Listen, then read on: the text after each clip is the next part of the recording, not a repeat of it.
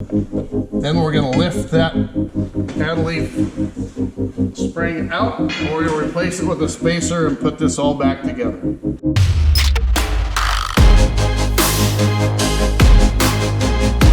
Hey everybody, Bryan here. We're going to install a Roadmaster Active Suspension system on my 2019 Ford F350 today.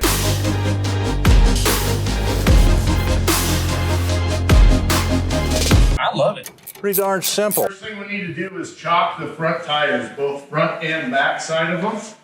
Then I have an air gun, but you can use a regular ratchet or torque wrench to remove or loosen all the lug nuts on both sides of each tire.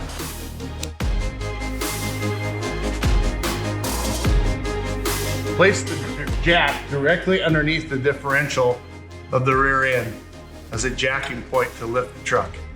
Go ahead and lift the truck until the rear tires are both off the ground.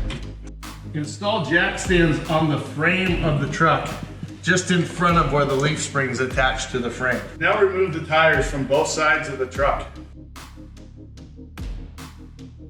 Next, we'll lower the jack so that the truck frame rests on the jack stands we place underneath it.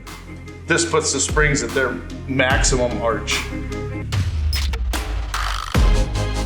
The thing you want to do, and this is very important, this isn't the first time I've done this, then we're going to lift that paddle leaf